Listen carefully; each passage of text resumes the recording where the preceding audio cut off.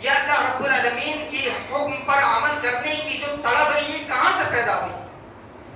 یہ ماں باپ کے نیک ہونے کا نتیجہ ہے، ورنہ 7 یا 10 سال کا بچہ اس طرح کی باتیں نہیں کرتا۔ جب ماں باپ دیندار ہوں گے تو اولاد میں خود بخود دینداری آنی شروع ہو جاتی ہے۔ تو سب سے پہلے اپنی تربیت کریں۔ اپنی تربیت کرنے میں بہت ساری چیزیں آتی ہیں، لیکن بنیادی چیزیں یہ ہیں کہ جو واجبات ہیں ان پر آپ عمل کرنے کی کوشش کریں۔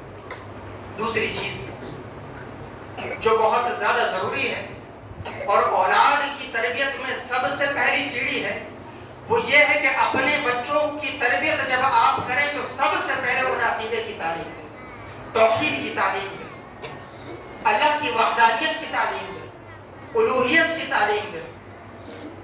عبداللہ ابن عباس رضی اللہ تعالیٰ عنہ، ترمذی کی روایت ہے، اللہ کے نبی صلی اللہ علیہ وسلم کے پیچھے بیٹھے ہوئے تھے۔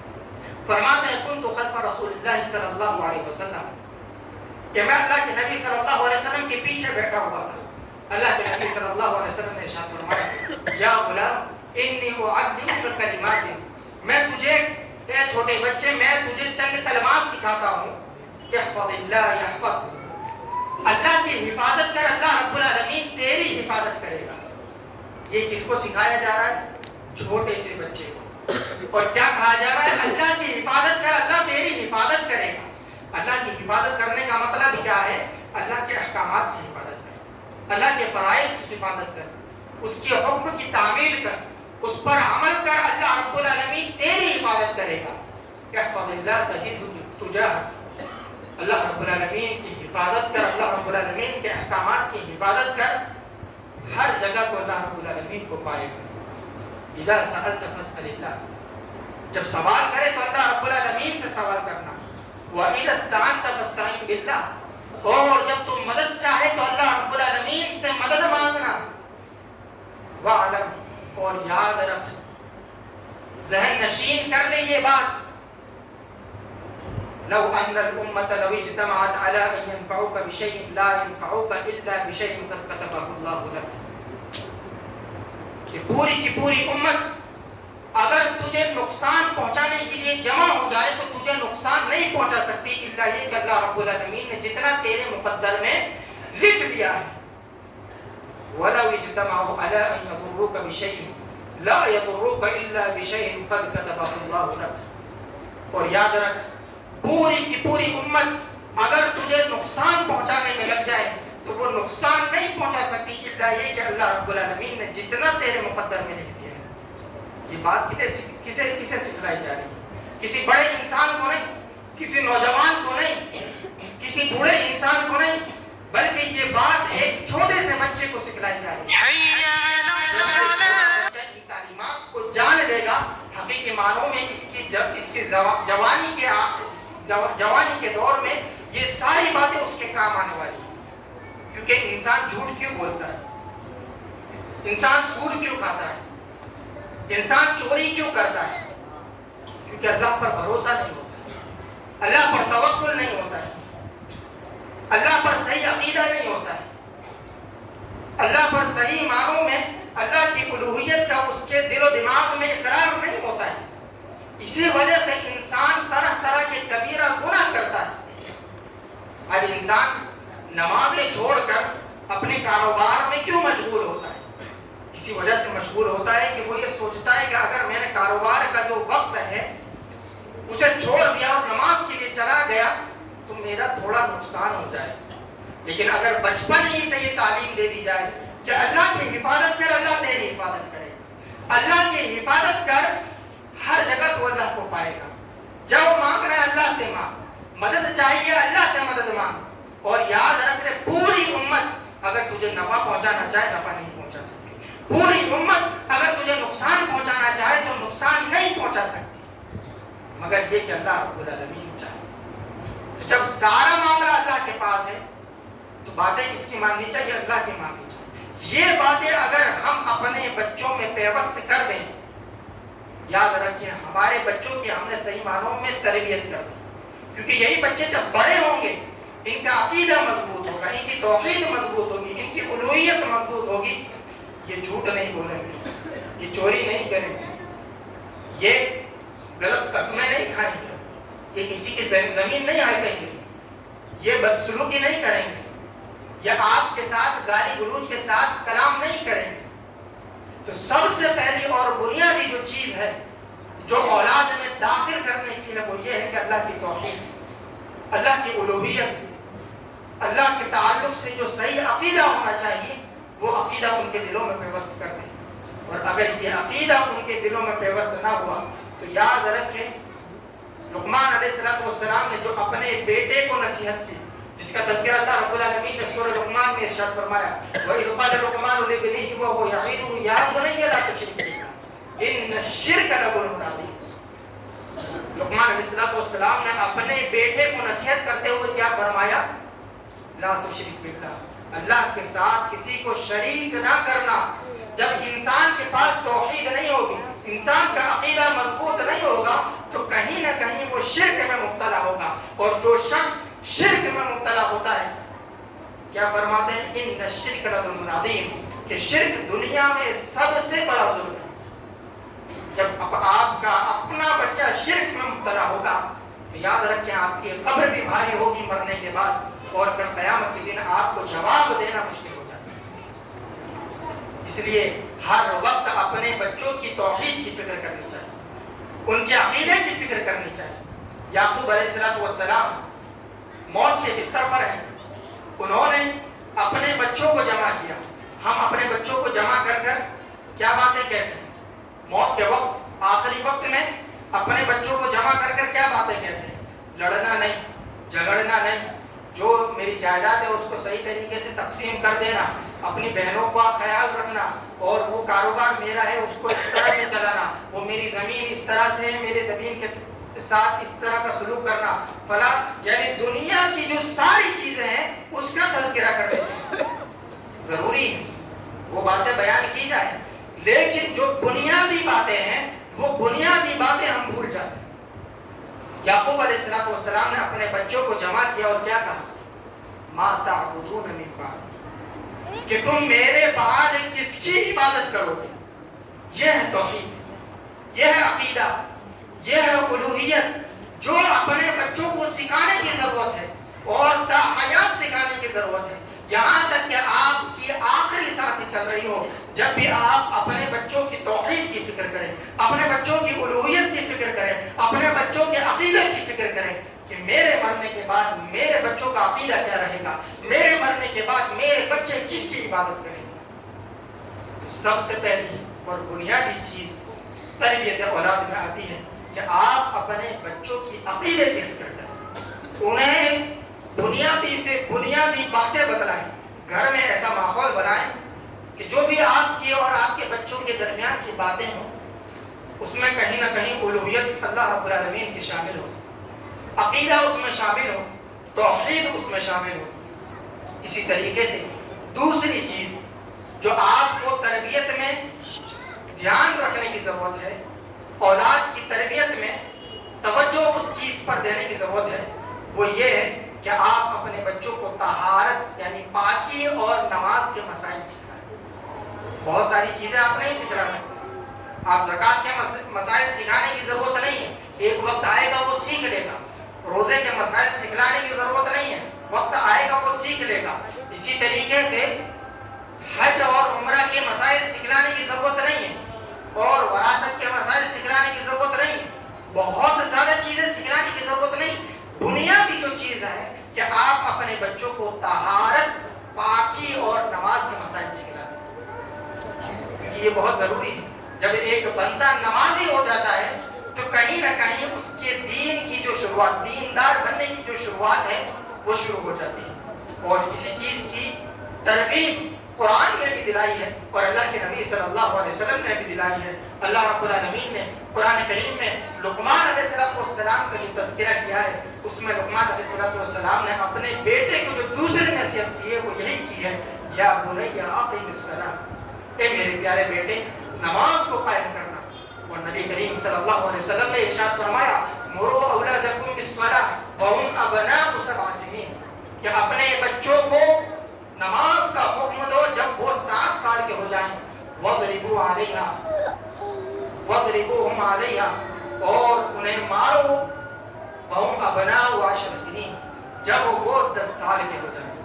ہم میں سے کتنے لوگ ہیں جو اپنے بچوں کی تعلیم اور تربیت میں نمازوں کا خیال رکھتے ہیں؟ کہ ہم سب سے پہلا مسئلہ تو یہ ہوتا ہے کہ ہم خود نمازی نہیں ہوتے، چاہے مرد کا معاملہ ہو چاہے عورت کا معاملہ ہو۔ تو بچے ہمارا آئینہ ہوتے ہیں، بچے ہمیں دیکھتے ہیں، ہمیں سیکھتے ہیں، ہم بچوں کا آئینہ ہوتے ہیں۔ بچے جیسے ہمیں دیکھیں گے ویسا کرنا شروع کر دیں گے۔ اگر باپ سگریٹ پیتا ہے، بچہ کہیں نہ کہیں سگریٹ نہ بھی پیے تو چھوٹے سے چھوٹے نشے میں ضرور مبتلا ہو جائے، اور ایک وقت ایسا بھی آئے گا کہ کوئی بچہ آپ سے آگے نکل کر شراب اور بہت زیادہ جو نشے والی چیزیں اس کا استعمال کرنے لگے۔ اسی طریقے سے مائیں اگر پردے کا استعمال نہ کریں، پردے کا اہتمام نہ کریں، اور شوہر کے ساتھ اچھے سے پیش نہ آئیں، اچھی باتیں نہ کریں، ہر وقت لڑائی جھگڑے والی باتیں کریں، تو بچوں میں بھی وہ ساری چیزیں آئیں۔ بچیاں بھی وہی سیکھے گی، وہ بھی بے پردہ ہو کر زندگی گزارنا پسند کرے گی، وہ بھی بہت زیادہ میک اپ کر کر گھر سے باہر نکلنا پسند کرے گی، اور جب اس کی شادی ہو جائے گی تو وہ ویسا ہی معاملہ اپنے شوہر کے ساتھ کرے گی جیسا معاملہ اس نے اپنے ماں کو اپنے باپ کے ساتھ کرتے ہوئے دیکھا۔ تو اپنے آپ کو صحیح ہونے کی ضرورت ہے۔ سب سے دوسری چیز یہ ہے کہ آپ وقت زیادہ ہو چکا ہے، تو دوسری چیز یہ ہے کہ آپ تربیت میں نماز کو سب سے زیادہ مقدم رکھیں، اور تیسری چیز جس کے بعد میں اپنی بات کو ختم کروں گا کہ اسلامی آداب سیکھیں، دنیاوی آداب نہیں، اسلامی آداب۔ دنیاوی آداب اچھے ہو سکتے ہیں لیکن بہتر اور افضل نہیں ہو سکتے۔ دنیاوی آداب کیا ہوتے ہیں؟ جو اسکولوں میں سکھائے جاتے ہیں، اور جو ہم عام زندگی میں اپنے بچوں کو کہتے ہیں کہ بیٹا جھوٹ نہیں بولنے کا، بیٹا کسی سے لڑائی جھگڑا نہیں کرنے کا، بیٹا لوگوں کے ساتھ اچھے طریقے سے بات کرنے کا، بیٹا کھانا اس طریقے سے کھانے کا۔ تو اس طریقے سے ہم اپنے بچوں کی تربیت کرتے ہیں، اپنے بچوں کو آداب سکھلاتے ہیں۔ یہ دنیاوی آداب۔ دینی آداب کیا ہوتے ہیں؟ دینی آداب یہ ہوتے ہیں کہ ہم اپنے بچوں کو جب آداب سکھلائیں تو آداب سکھلانے کے ساتھ ساتھ اللہ رب العالمین کا خوف دلائیں، اور نبی کریم صلی اللہ علیہ وسلم کی سنتوں کا بھی تذکرہ کریں۔ لقمان علیہ السلام نے اپنے بچے کو تیسری نصیحت اسی کے تعلق سے کی، کیونکہ جب بچہ بڑا ہوتا ہے، جوانی کی دہلیز پر پہنچتا ہے، تو معاملہ کیا ہوتا ہے؟ بچیوں کا معاملہ یہ ہوتا ہے کہ وہ بہت زیادہ سجنا سورنا یہ زیادہ پسند کرتی ہیں، اور بے پردہ ہو کر زندگی گزارنا زیادہ پسند کرتی ہیں۔ اسی طریقے سے بچوں کا معاملہ کیا ہوتا ہے کہ ان کے کپڑے پہننے کا اسٹائل، ان کے چلنے پھرنے کا اسٹائل، ان کے بات کرنے کا اسٹائل، ان کے بال کٹوانے کا اسٹائل، اور ان کی گاڑیاں چلانے کا اسٹائل، یہ بالکل بدلتا ہوا نظر آتا ہے، اور ہمیں یہ محسوس ہوتا ہے کہ یہ نیا جوان ہوا ہے اور یہ لڑکی نئی جوان ہوئی ہے۔ اس طریقے سے پورے معاشرے میں یہ بات بالکل بڑھ چڑھ کر ایک لڑکا اور ایک لڑکی بتانے کی کوشش کرتی ہے کہ ہم جوان ہو چکے ہیں، ہے کہ نہیں؟ اس طرح کا معاملہ بالکل ہے۔ تو بچپن ہی سے اسلامی آداب سکھلائیں، جو ادب لقمان علیہ السلام نے اپنے بچے سے کہا، کیا کہا؟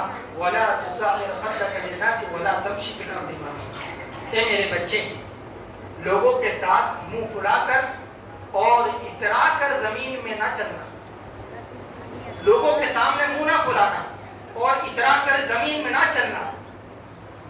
وَلَا تَمْشِ فِي الْأَرْضِ مَرَحًا إِنَّ اللَّهَ لَا يُحِبُّ كُلَّ مُخْتَالٍ فَخُورٍ۔ اور یہ اسلامی ادب بھی سکھلا دیا، ایسا کیوں نہ کرنا؟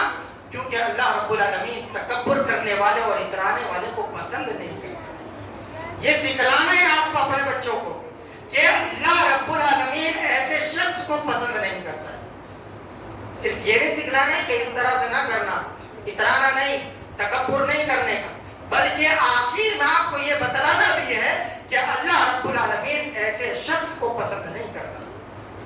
اسی طریقے سے نبی کریم صلی اللہ علیہ وسلم کی جب سنت ہے آپ بتلائیں تو آپ اس سنت کا ذکر کرتے ہوئے یہ کہیں کہ اللہ کے نبی صلی اللہ علیہ وسلم کی تعلیم یہ ہے کہ اس طرح سے کھانا کھانا ہے، اس طریقے سے کپڑے پہننا ہے۔ اللہ کے نبی صلی اللہ علیہ وسلم نے فرمایا کہ جھوٹ نہیں بولنا ہے، ورنہ جھوٹ بولنے سے کیا ہوگا؟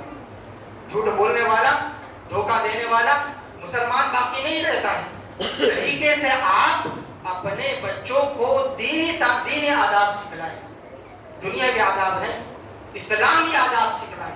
اور اسلامی آداب سکھلانے کے لیے ضروری یہ ہے کہ آپ خود اسلامی آداب جانتے ہوں۔ تو سب سے پہلے آپ دینی مجلسوں میں آئیں، اسلامی آداب سیکھیں، اس کے بعد اپنے بچوں کو سکھلائیں اللہ کے نبی صلی اللہ علیہ وسلم، اور ہر وقت سکھلائیں۔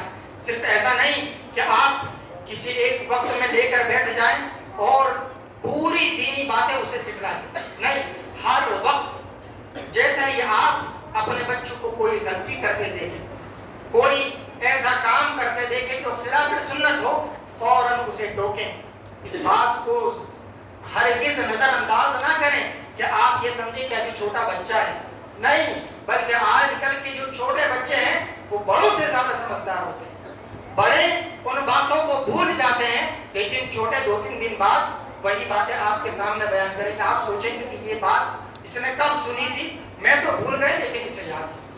تو بچوں کا جو حافظہ ہوتا ہے وہ بھی ہم اور آپ سے بہت زیادہ مضبوط ہوتا ہے۔ اللہ کے نبی صلی اللہ علیہ وسلم، ایک صحابی ان کے ساتھ بیٹھے ہوئے تھے، اللہ کے نبی صلی اللہ علیہ وسلم کے سامنے، جن کا نام عمر بن ابی سلمہ رضی اللہ تعالیٰ عنہ ہے، وہ بیان کرتے ہیں کہ میں اللہ کے نبی صلی اللہ علیہ وسلم کے گھر میں تھا، وَكَانَتْ يَدِي تَطِيشُ فِي الصَّحْفَةِ، اور میرا ہاتھ تھالی کے چاروں طرف گھوم رہا تھا۔ اللہ کے نبی صلی اللہ علیہ وسلم کے سامنے وہ کھانا کھا رہے تھے، تھالی تشتری سامنے پڑی ہوئی تھی، اور بچوں کی جو عادت ہوا کرتی ہے کہ چاروں طرف سے کھانے کی جو عادت ہوا کرتی ہے، اسی طریقے سے وہ کھا رہے تھے۔ اللہ کے نبی صلی اللہ علیہ وسلم نے فرمایا، یا غلام سم اللہ، اے چھوٹے بچے اللہ کا نام لے۔ مطلب کیا ہے؟ بسم اللہ پڑھو۔ وَكُلْ بِيَمِينِكَ، اپنے دائنے ہاتھ سے کھا، وَكُلْ مِمَّا يَلِيكَ، اور اپنی طرف سے کھا، چاروں طرف سے نہ کھا۔ عمر بن ابی سلمہ رضی اللہ تعالیٰ بیان فرماتے ہیں کہ جب تک میں زندہ رہا اللہ کے نبی صلی اللہ علیہ وسلم کی اس تعلیم پر عمل کرتا رہا۔ آپ دیکھیں چھوٹے سے بچے تھے، لیکن باتیں اس طریقے کی یاد تھی کہ اس کے بعد سے لے کر آتا حیات اللہ کے نبی صلی اللہ علیہ وسلم کی اس بات پر عمل کیا۔ تو یہ بہت ضروری ہے کہ وقتاً فوقتاً جیسے ہی آپ کو ایسا لگے کہ میرا بچہ غلطی کر رہا ہے، خلاف سنت کوئی عمل کر رہا ہے، فوراً آپ اپنے بچے کو روکیں۔ یاد رکھیں، بچہ جو ہوتا ہے وہ بالکل کوڑا کاغذ ہوا کرتا ہے، جو آپ اس پر لکھ دیں گے ویسا ہو جائے گا۔ جیسا کہ اللہ کے نبی صلی اللہ علیہ وسلم نے اس بات کو اشارتاً اور کنایتاً خود اپنے حدیث میں ارشاد فرمایا، کل مولود یولد علی الفطرہ فابواہ یہودانہ او ینصرانہ او یمجسانہ، ہر بچہ فطرت اسلام پر پیدا ہوتا ہے، لیکن اس کے والدین اسے یہودی بنا دیتے ہیں، اس کے والدین اسے نصرانی بنا دیتے ہیں، اس کے والدین اسے مجوسی بنا دیتے ہیں۔ اس کا مطلب کیا ہے؟ اس کا مطلب یہ ہے کہ اس کے والدین اسے اسلامی تعلیمات نہ دے کر یہودیت کی تعلیم دیتے ہیں، نصرانیت کی تعلیم دیتے ہیں، مجوسیت کی تعلیم دیتے ہیں۔ آج دیکھیں ہمارے بچے کیا ہیں، اسکولوں میں جا کر یہی ساری چیزیں سیکھ رہے ہیں، ہیپی برتھ ڈے منانا، سالگرہ منانا، اور شادیوں کے فنکشن میں جس طریقے کی وشش کرنا، یہ ساری چیزیں جو ہیں یہ یہودیت اور نصرانیت کی دعوت ہے۔ اور یہی وہ چیز ہے جو والدین اپنے بچوں کے اندر داخل کرنے کی کوشش کر رہے ہیں، اور حدیث میں اس چیز کا تذکرہ ہے۔ تو ہر بچہ کوڑے کاغذ کی طرح ہوتا ہے، اور یاد رکھیں اگر آپ نے صحیح معنوں میں آج ہی سے اپنے بچے کی تعلیم اور تربیت کی فکر کر دی، ان 3 چیزوں پر توجہ دے دی، ان کے عقیدے اور توحید کی، ان کے نماز کی فکر کی، اور تیسری چیز اسلامی آداب جو بنیادی آداب ہیں، سونے کا، کھانے کا، اٹھنے کا اور جاگنے کی، یہ جو ساری دعائیں اور سنتیں ہیں، ان کو اگر آپ نے اپنے بچوں کو سکھلا دیا تو یاد رکھیں آپ کے مرنے کے بعد بھی آپ کے ان نیک بچوں کی وجہ سے آپ کے نام اعمال میں اضافہ ہوتا ہے۔ اللہ کے نبی صلی اللہ علیہ وسلم نے کیا فرمایا تین چیزیں انسان کے مرنے کے بعد سارے اعمال منقطع ہو جاتے ہیں الا یہ کہ تین چیزیں جو باقی رہتے ہیں اور اس کے نام اعمال میں اضافہ ہوتا رہتا ہے. اذا مات الانسان انقطع عنه عمله الا من ثلاث صدقۃ جاریہ صدقہ جاریہ او علم ينتفع به ایسا علم انسان چھوڑ کر جائے جس سے فائدہ اٹھایا جائے او ولد صالح يدعو له اور ایسا نیک بچہ جو آپ کے لیے دعائیں کرے. میت کے لیے دعا بچہ کب کرے گا؟ جب وہ خود نیک ہوگا. جب وہ نمازوں کا اہتمام نہیں کرے گا, پورے ہفتے خود نماز نہیں پڑھے گا, وہ آپ کے لیے کیا دعا کرے گا؟ اور جمعہ کے دن آخری وقت میں 2 رکعت نماز پڑھنے کے لیے ایک فرض کے بوجھ کو اپنے سر سے اتارنے کے لیے آئے گا اور اتار کر جب چلا جائے گا وہ آپ کے لیے دعا کب کرے گا؟ تو نیک بچہ جو ہوگا وہ 5 وقت میں آئے گا, نمازیں پڑھے گا, جمعہ میں اذان سے پہلے آئے گا, اور جب وہ ہاتھ اٹھائے گا تو کبھی نہ کبھی کیا نیک ہوگا تو وہ ہر وقت اپنے ماں باپ کے لیے ضرور دعا کرے گا. اور جب ماں باپ کے لیے بچہ دعا کرتا ہے, ماں باپ گرچہ قبر میں پہنچ چکے ہیں, نام اعمال بند ہو چکا ہے, لیکن اس کے باوجود ان کی نیکیوں میں اضافہ ہوتا ہے. اور نیکیوں میں اضافہ کس طرح ہوتا ہے کہ جنت میں جانے کے بعد بھی ان کے درجات بلند ہوتے ہیں. اللہ کے نبی صلی اللہ علیہ وسلم نے ارشاد فرمایا ان الرجل لا ترفع درجته في الجنة کہ ایک انسان, ایک آدمی, اس کا جنت میں درجہ بڑا کیا جاتا ہے. اسے معلوم ہوتا ہے کہ میرا درجہ یہ ہے, میرا اعمال کتنے ہیں, میرا درجہ یہ ہے. اللہ رب العالمین اس کا درجہ بڑھا دیتا ہے. وہ کہتا ہے ان ھذا, یہ کہاں سے؟ میرا درجہ تو یہ تھا, میرا مقام تو یہ تھا, میرا مرتبہ تو یہ تھا, لیکن اس مقام اور مرتبے سے میں بڑھ کیسے گیا؟ مجھے اعلیٰ مقام, اعلیٰ درجہ میں مل کیسے گیا؟ اللہ رب العالمین سے وہ سوال کرتا ہے. اللہ رب العالمین کیا کہتے ہیں؟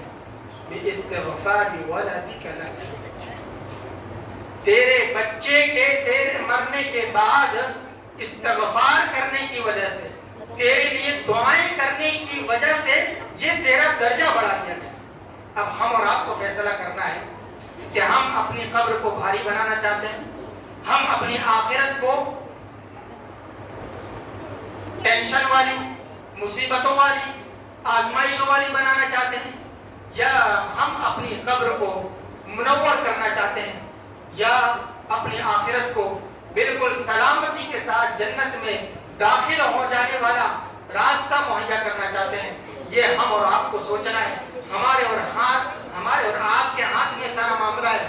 ہم اپنے اولاد کی صحیح تربیت کر کر اپنی جنت بھی بنا سکتے ہیں. جیسا کہ میں نے پہلے کہا کہ جس طریقے سے اولاد کا معاملہ ہے کہ وہ اپنے ماں باپ کی خدمت کرے تو وہ جنت میں جائے, وہ اپنے ماں باپ کی خدمت نہ کرے تو وہ جہنم میں جائے. اسی طریقے سے والدین کے لیے بھی ہے کہ والدین اپنی اولاد کی اگر صحیح تربیت کرتی ہے, صحیح تربیت کرتے ہیں تو وہ جنت میں جائیں, اور اگر اپنے اولاد کی صحیح تربیت نہیں کرتے ہیں تو وہ اپنا ٹھکانہ جہنم سمجھ لیں. اللہ رب العالمین سے دعا ہے کہ اللہ رب العالمین ہمیں ساری کہی ہوئی باتوں پر عمل کرنے کی توفیق عطا فرمائے. اللہ رب العالمین جو کچھ بھی باتیں کہی گئی ہے اس پر سب سے پہلے مجھے عمل کرنے اور اس کے بعد ہم تمام لوگوں کو عمل کرنے کی توفیق عطا فرمائے. اللہ رب العالمین بچوں کی ہوئی محنت پر اللہ رب العالمین انہیں اور زیادہ مزید اللہ رب العالمین علم سے اور اسی طریقے سے عرفان سے اللہ رب العالمین انہیں اور نوازے. اللہ رب العالمین ان کی زندگی میں اور ان کے آنے والے مراحل میں اسلام اور صبر اور استقامت پیدا فرمائے. اور اللہ رب العالمین جس طریقے سے ہم یہاں پر تیرے دین کے لیے جمع ہوئے, اللہ رب العالمین تجھ سے خصوصی طور پر دعا کرتے ہیں کہ اللہ رب العالمین اسی طریقے سے تو ہمیں جنت الفردوس میں جمع کرنا. آمین. وآخر دعوانا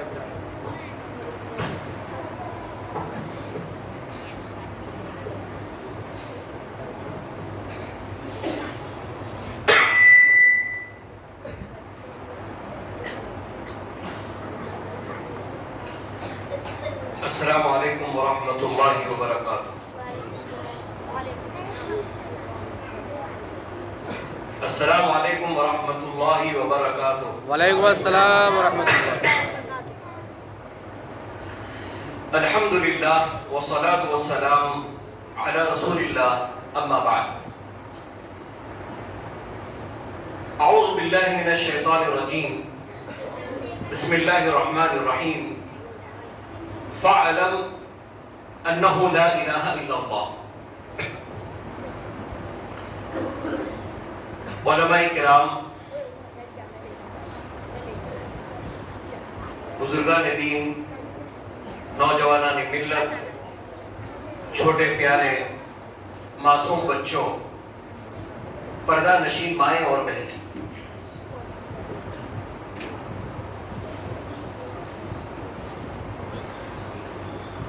الحمدللہ آج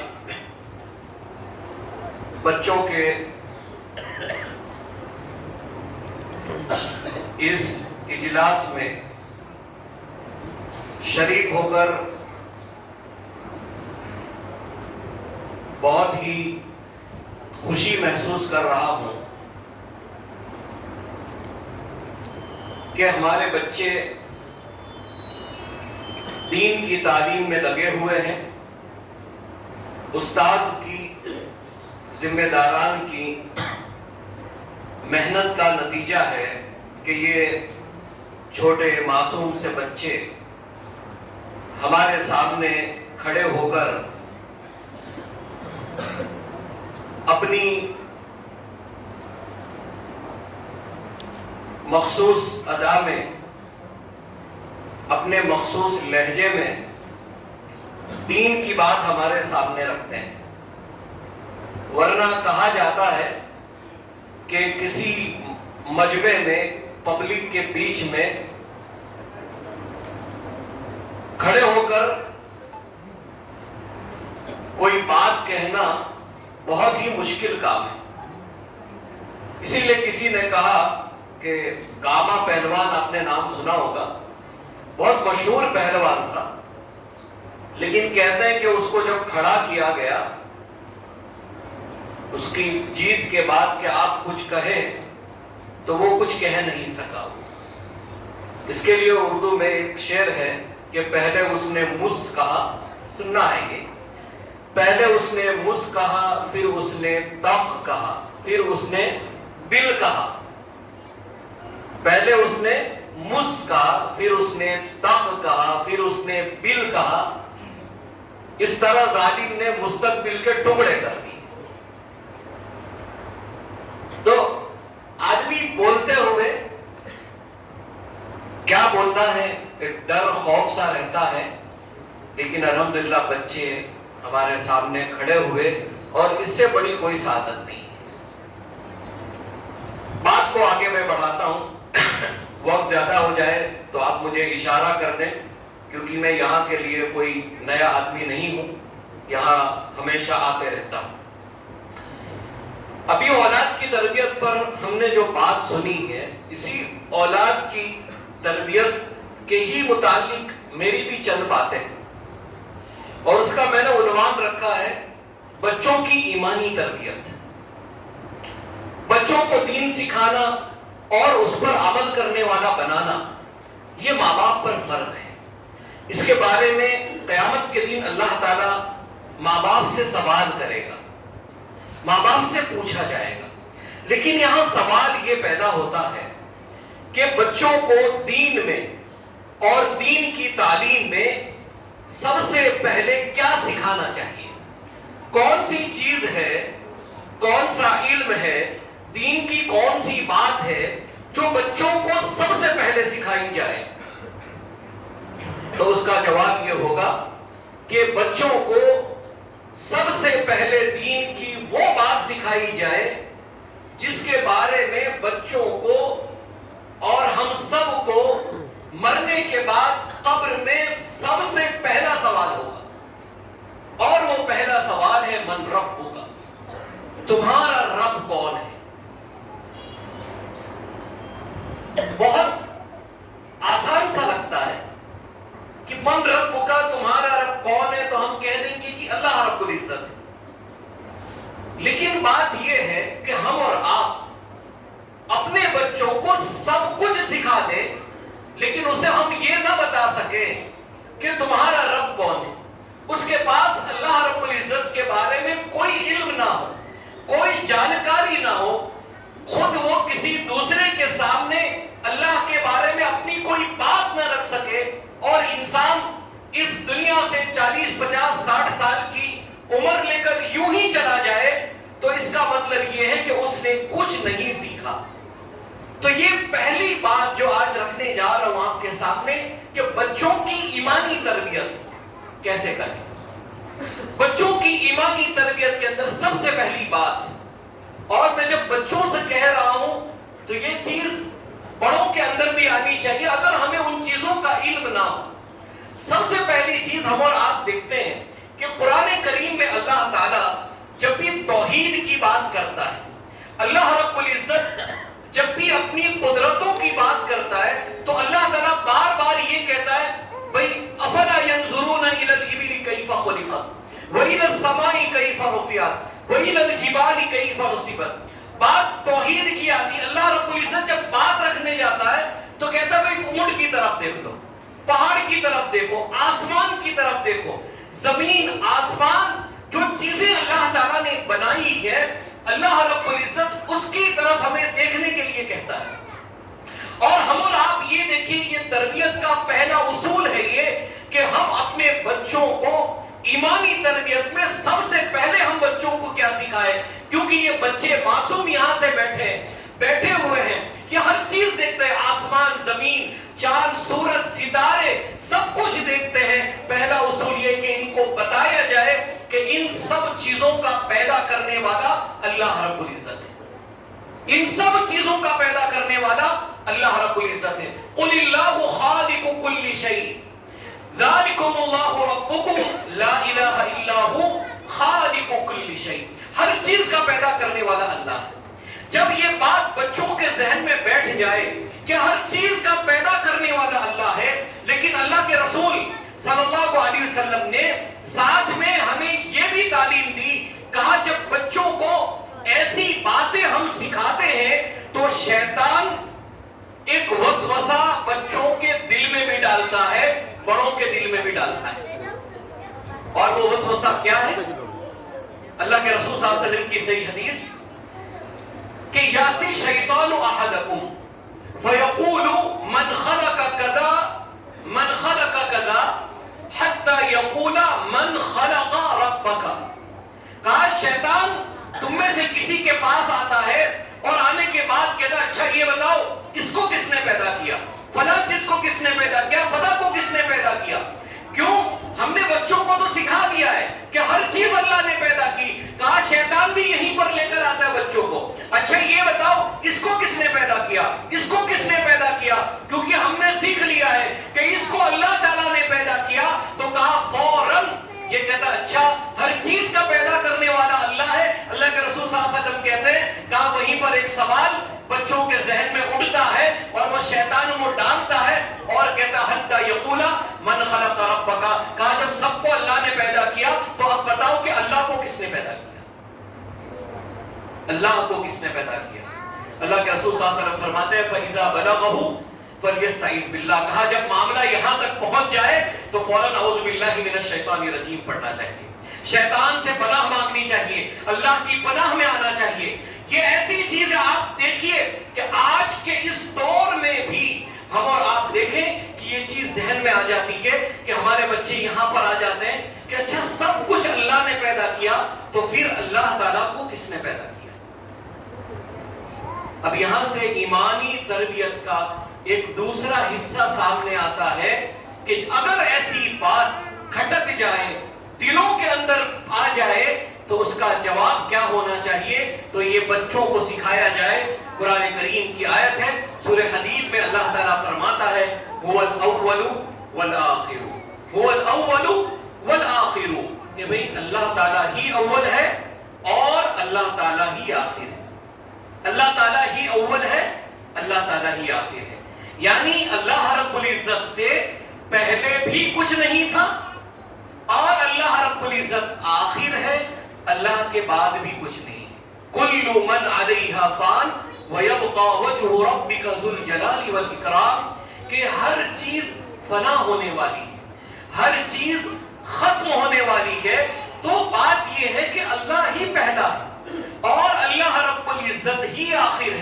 اللہ ہی پہلا ہے، اللہ ہی آخر ہے، تو اب یہ سوال نہیں ہو سکتا کہ اللہ رب العزت کو کس نے پیدا کیا۔ بچوں کی جو تربیت ہوتی ہے اس ذہن میں کئی چیز آتی ہے، اور یہ تیسرا اصول ہے اس کا کہ بچے دیکھتے ہیں کہ فلاں فلاں چیز کو اللہ نے پیدا کیا۔ ایک بات بچوں کے ذہن میں یہ بھی ہوتی ہے، اچھا فلاں کے ماں باپ فلاں ہیں، ان کے ابا کا نام یہ ہے، ان کی اماں کا نام یہ ہے، تو یہ بات بھی ذہن میں آتی ہے۔ تو کہا اچھا اللہ تعالیٰ کیا بھی تو کوئی ابا ہونے چاہیے، اللہ کی بھی تو کوئی ماں ہونی چاہیے۔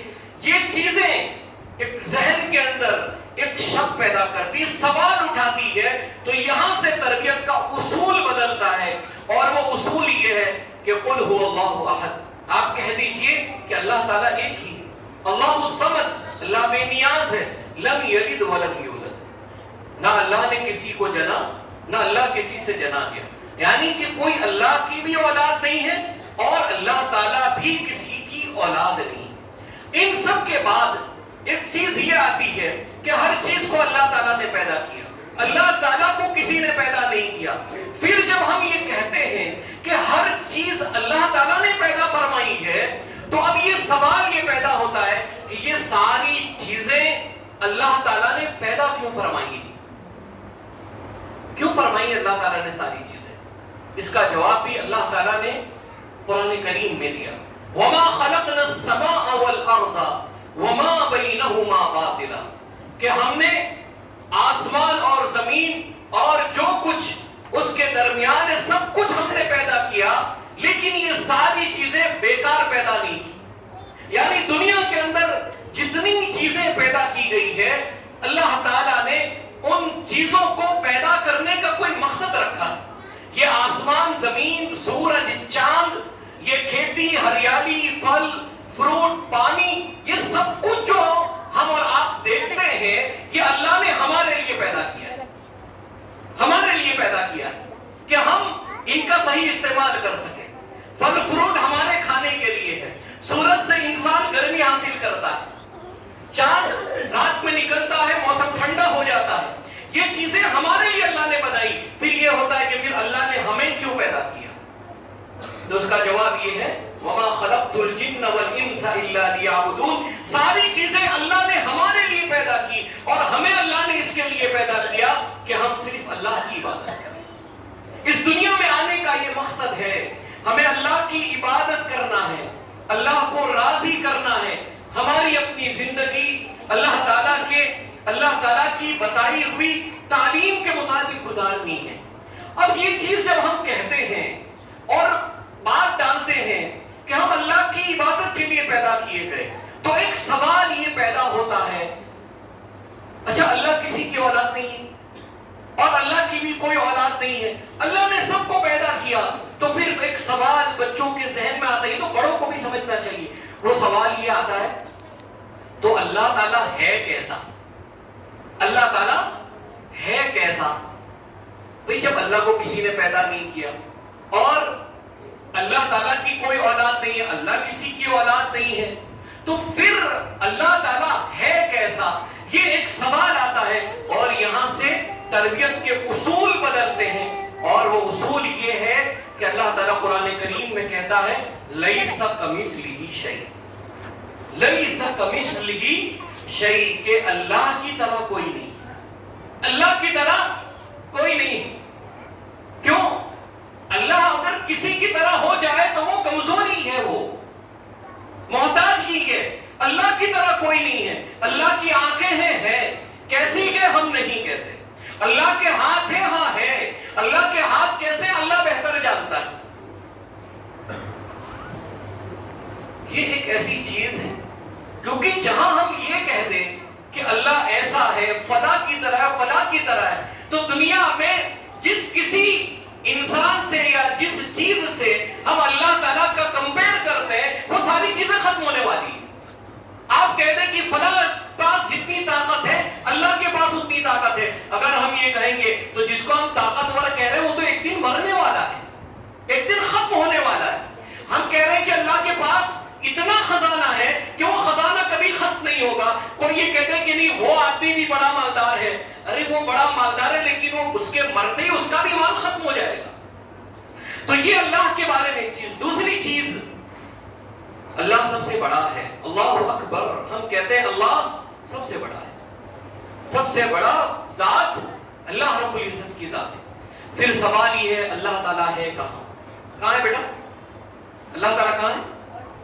عرش پر. الرحمن علی العرش استوى. اللہ تعالیٰ عرش پر ہے. اللہ تعالیٰ عرش پر ہے. اللہ رب العزت, اللہ رب العزت کی ذات عرش پر ہے. اللہ تعالیٰ سب سے اونچا ہے, سب سے بلند ہے. سبح اسم ربک الاعلی. ان سب باتوں کا خلاصہ یہ ہے کہ پھر ہمیں اللہ کی عبادت کرنا چاہیے. اب آگے اس کے متعلق چیزیں, کچھ چیزیں جو ہمارے ذہن میں ہونی چاہیے کہ ہم اور آپ اپنی زندگی کے اندر جو کچھ سیکھتے ہیں یہ بہت محدود ہے. ہم کو بہت کچھ نہیں آتا. کوئی 10ویں پڑھ لیتا ہے, کوئی 12ویں پڑھ لیتا ہے, کوئی کچھ سیکھتا ہے, کوئی کچھ سیکھتا ہے. لیکن دنیا کے اندر کوئی ایسا انسان نہیں ہے جو کہتا ہے میرے پاس ہر چیز کا علم ہے, ہر چیز کا نالج ہے. یہاں ایک بات یہ جاننی ہے کہ اللہ نے جب ہر چیز کو پیدا کیا تو اللہ تعالیٰ کے پاس ہر چیز کا علم بھی ہے. سب جانتا ہے اللہ تعالیٰ. وَعِنْدَهُ مَفَاتِحُ الْغَيْبِ, کہ غیب کی جو کنجیاں ہیں یہ اللہ کے پاس ہے. غیب کے خزانوں کا علم اللہ کے پاس ہے. لَا يَعْلَمُهَا إِلَّا هُوَ, اسے اللہ کے علاوہ کوئی نہیں جانتا. وَيَعْلَمُ مَا فِي الْبَرِّ وَالْبَحْرِ, زمین میں, خشکی میں, سمندر میں, یہاں تک کہ وَمَا تَسْقُطُ مِنْ وَرَقَةٍ إِلَّا يَعْلَمُهَا, پوری دنیا کے اندر ایک پتا بھی اگر کہیں گر جائے تو اس پتے کا بھی علم اللہ تعالیٰ کے پاس ہوتا ہے. ہم اس اللہ کی عبادت کر رہے ہیں جسے ہر چیز کا علم ہے. یعلم خائنۃ الاعین, اللہ تعالیٰ وہ ہے جو آنکھوں کی خیانت کو جانتا ہے. ہم جو آنکھوں سے اشارے کرتے ہیں اس کو بھی جانتا ہے. بھئی ہوتا کیا ایسا, کوئی آدمی جاتا ہو اس کو چڑھانا جاتا ہے, وہ سنتے اس کو نہیں پتا. لیکن یہ جو ہم آنکھوں سے اشارے کرتے ہیں, ہم جو اپنی آنکھوں کے اندر جو چیز لے کر آتے ہیں, اللہ تعالیٰ کو ان خیانتوں کا, ان چیزوں کا بھی علم ہے. ہر چیز کا جاننے والا اللہ ہے. اچھا, جب ہر چیز کا جاننے والا اللہ ہے تو آگے بات جو آتی ہے وہ سمجھنی چاہیے کہ بھئی ہمارے پاس جو نالج ہے کبھی کبھی ہم بھول جاتے ہیں, ہم سے غلطی بھی ہوتی ہے, ہم بھولتے بھی ہیں. کیا اللہ تعالیٰ بھولتا ہے؟ یہ ایمانی تربیت کا ایک حصہ ہے. یہ اللہ رب العزت کے بارے میں فرمایا لا یضل ربی ولا ینسا, لا یضل ربی ولا ینسا وما کان ربک نسیا. یہ بات ذہن میں بٹھا لیں کہ سب سے غلطی ہو سکتی ہے, اللہ تعالیٰ کوئی غلطی نہیں کرتا ہے. اللہ تعالیٰ کوئی غلطی نہیں کرتا ہے. ولا ینسا, ہم اور آپ سب بھولتے ہیں, بھولنے کی عادت ہے ہم کو, لیکن اللہ رب العزت بھولتا نہیں ہے. ہم غلطی کرتے ہیں, اللہ غلطی نہیں کرتا ہے. ہم بھولتے ہیں, اللہ تعالیٰ بھولتا نہیں ہے. بھئی انسان ہم اور آپ بھول جاتے ہیں. کبھی کبھی ایک دن کا حساب نہیں ہوتا. آج کوئی دکاندار ہو, اس کی دکان میں بہت سارے کسٹمر آتے ہو تو بھول جاتا ہے. وہ کسی نے کچھ دیا نہیں دیا, ایک دن 2 دن یاد رہا, بھول گیا. لیکن اللہ کی ذات ایسی نہیں ہے, اللہ بھولتا ہی نہیں ہے. اس کے بعد جب تربیت کا یہ حصہ ہم آگے بڑھاتے ہیں تو ایک چیز اور سمجھ لینا چاہیے, اور وہ چیز یہ ہے کہ اللہ تعالیٰ تھکتا نہیں. یہ سب چیزیں قرآن میں لکھی. ہم اور آپ تھک جاتے ہیں, بچے کھیلتے ہوئے تھک جاتے ہیں, بچے پڑھتے ہوئے تھک جاتے ہیں, انسان آدمی کام کرتے ہوئے تھک جاتا ہے. ہماری زندگی کے اندر تھکنا لکھا ہے. ایک وقت آئے گا کہ انسان تھکے گا, کام کرنے کے بعد تھکے گا. لیکن اللہ کی ذات یہ ہے وَلَقَدْ خَلَقْنَا السَّمَاوَاتِ وَالْأَرْضَ وَمَا بَيْنَهُمَا فِي 6 أَيَّامٍ وَمَا مَسَّنَا مِن لُغُوبٍ.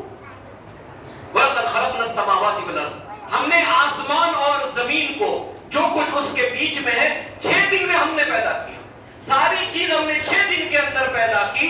وَمَا مَسَّنَا مِن لُغُوبٍ, لیکن ہم کو تھکن نے چھوڑا بھی نہیں. آسمان اور زمین کا پیدا کرنے والا اللہ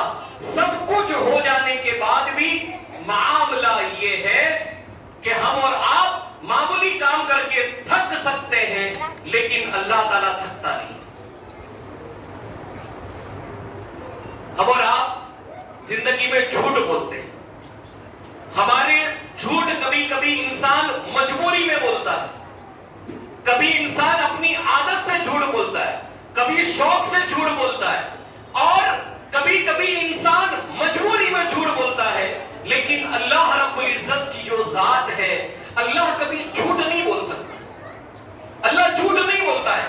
وَمَنْ أَصْدَقُ مِنَ اللَّهِ حَدِيثًا. ہم اور آپ اپنی زندگی کے اندر کوئی وعدہ کر کے وعدہ خلافی کر سکتے ہیں. آپ سے وعدہ کیا بھئی یہ کام کروں گا, لیکن پھر نہیں کیا. لیکن اللہ جس وعدے کو کرتا ہے خلاف نہیں کرتا. وَعْدَ اللَّهِ حَقًّا. اس کے بعد ایک چیز جو ان معصوم بچوں کے ذہن میں آنی چاہیے, اور یہ کہ بچوں کو چھوٹے ہو یا بڑے یا خود انسان بڑا ہو جائے, ہر انسان کو کھانے کی ضرورت ہوتی ہے, کھانے کا محتاج ہوتا ہے. یہ بات یہاں سے سیکھنی ہے. وَهُوَ يُطْعِمُ وَلَا يُطْعَمُ. کہ اللہ تعالیٰ کھلانے والا ہے, اللہ کو کوئی کھلا نہیں سکتا. کھلانے والی ذات اللہ تعالیٰ کی ہے, کوئی اللہ تعالیٰ کو کھلا نہیں سکتا ہے. اس تربیت کا ایک اگلا حصہ جو ہمیں سیکھنا ہے کہ ہر انسان کی ایک کمزوری ہے, بہت کام کر کے کام نہ کرے, گھر میں بھی بیٹھا رہے تو آخر میں اس کو نیند ضرور آتی ہے, سونا ضرور آئے گا. بھئی مجھے سونا ہے, لیکن سبحان اللہ, اللہ تعالیٰ کی ذات ایسی ہے, لا تأخذہ سنۃ ولا نوم.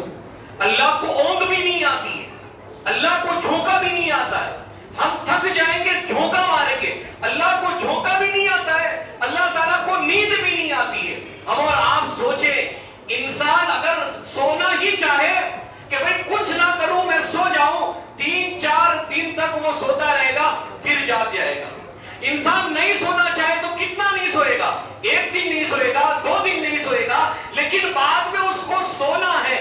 سونا یہ انسان کی خصلت ہے, اونگ آنا انسان کی خصلت ہے, لیکن یہ پورا نظام, پوری کائنات, یہ آسمان زمین, اس کو جو چلا رہی ہے ذات اللہ وہ ہے کہ اللہ تعالیٰ اونگتا نہیں ہے, اونگ نہیں آتی اللہ کو, اللہ تعالیٰ سوتا نہیں ہے. ان سب کے بعد تربیت کا ایک حصہ ہے جو ہمیں سمجھنا ہے کہ یاد رکھنا, اس دنیا میں ہم جو کچھ کرتے ہیں اللہ تعالیٰ بے خبر نہیں ہے, اللہ غافل نہیں ہے, غافل نہیں ہے اللہ تعالیٰ. ہم کوئی بڑے سے بڑا گناہ کریں اور ہم یہ سمجھے کہ اس گناہ کو دیکھنے والا کوئی نہیں, یا انسان ظلم کرے, ستائے, اور یہ سوچے کہ اب میں طاقتور ہوں, میں بڑا ہوں, میرے پاس پاور ہے اور میرا کوئی حساب لینے والا نہیں. انسان یہ نہ سوچے وَمَا رَبُّكَ بِغَافِلٍ عَمَّا تَعْمَلُونَ کہ اللہ رب العزت جو کچھ ہم کرتے ہیں اس سے غافل نہیں ہے, بے خبر نہیں ہے. اللہ تعالیٰ کو ان تمام چیزوں کا علم ہے جو کچھ ہو رہا ہے. اور 2 باتیں بیان کر کے اپنی بات ختم کرتا ہوں کہ ہم اور آپ بچوں اپنی زندگی کے اندر ہم کیا کرتے ہیں, جو چاہے وہ چیز ہمیں نہیں ملتی. ہم کہیں گے ابا ہمیں یہ لا دو, ہم نے سوچا, ہم نے چاہا, وہ چیز ہمیں نہیں ملے گی. یا ہم جو چیز انسان چاہتا ہے وہ چیز انسان کر نہیں سکتا ہے. میں ابھی سوچتا ہوں کہ میں 7ویں آسمان پہ اڑ کے چلا جاؤں, میں سوچ سکتا ہوں لیکن اڑ کے جا نہیں سکتا ہوں. ابھی میرا وزن بہت بڑھ گیا, سوچتا ہوں 1 ہفتے میں 40-50 کلو کم کر دوں, ہو نہیں پائے گا. کیونکہ میں جو چاہتا ہوں, میں جو سوچتا ہوں وہ میں کر نہیں سکتا ہوں. لیکن اللہ رب العزت کی ذات ایسی نہیں ہے. اللہ تعالیٰ کی ذات ان اللہ یفعل ما یشاء, اللہ تعالیٰ جو چاہتا ہے وہ کرتا ہے, جو چاہتا ہے وہ کرتا ہے. اللہ محتاج نہیں ہے. ہمیں کچھ کرنا ہو تو کرنے کے لیے ہمیں محتاج کیا کہ بھئی میں یہ کام کرنا چاہتا ہوں, لیکن کوئی آئے گا روک دے گا, نہیں نہیں تم یہ کام نہیں کر سکتے ہو, تمہیں یہ کام کرنے نہیں دوں گا. ہم کام کرنے کے لیے محتاج ہیں لوگوں کے, لیکن اللہ تعالیٰ محتاج نہیں. ان اللہ یفعل ما یشاء، جو اللہ تعالیٰ چاہتا ہے وہ کرتا ہے، فعال لما یرید، اور اللہ تعالیٰ جو چاہتا ہے وہ کرتا ہے۔ ان سب کے بعد یہ بات ذہن میں کیوں بٹھانی چاہیے؟ ان سب کو سیکھنے کے بعد یہ سمجھیں کہ ڈر، خوف ہمارے دلوں میں اللہ کا ہونا چاہیے۔ یہ ایک تعلیم ہے۔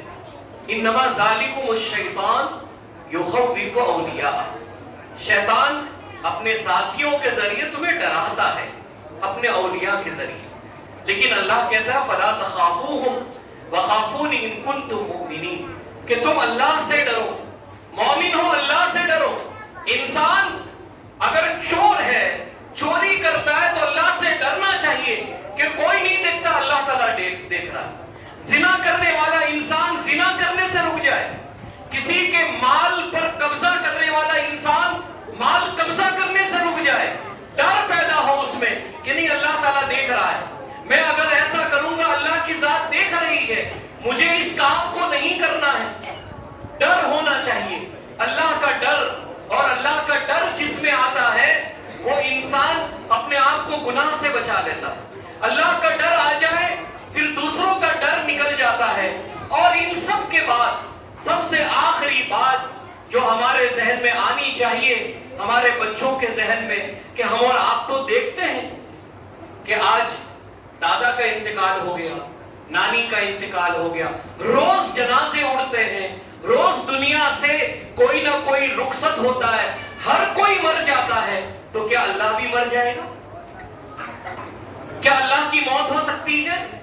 یہ ذہن میں سوال آتے ہیں، لیکن یہ سیکھ کر جائیں وَتَوَكَّلْ عَلَى الْحَيِّ الَّذِي لَا يَمُوتُ، کہ تم اس اللہ پر بھروسہ کرو جو زندہ ہے، جو مرنے والا نہیں ہے۔ دنیا میں انسان کسی پر بھروسہ کرتا ہے، وہ اس کے بھروسے کو توڑ سکتا ہے۔ کسی پر دنیا میں ہم اعتماد کرتے ہیں، وہ ہم کو دھوکہ دے سکتا ہے۔ یا کسی نے ہم سے وعدہ کیا تھا کہ بھائی میں آپ کی اتنی مدد کروں گا، لیکن پتا چلا وہ مر گیا۔ لیکن تم جس اللہ کی عبادت کرتے ہو، وہ اللہ کی ذات یہ ہے کہ اس اللہ پہ تمہارا بھروسہ ہو، یقین ہو، جو زندہ ہے، لا یموت، وہ اللہ کی ذات مرنے والی نہیں، مرنے والی ذات نہیں۔ تو یہ ایمانی عقیدے کی تربیت کا ایک حصہ ہے۔ اللہ تعالیٰ سے دعا ہے اللہ تعالیٰ ہم کو اپنے ایمان کی اصلاح عطا فرمائے، جب تک ہم زندہ رکھیں، ایمان اسلام کے ساتھ زندہ رکھیں، خاتمہ بھی ہمارا ایمان کی حالت میں ہو۔ اقول قولی ھذا استغفر اللہ لی ولکم ولسائر المسلمین من کل ذنب واستغفروہ انہ هو الغفور الرحیم۔ اب آپ لوگ چند منٹ بیٹھ جائیں، یہاں بچوں کے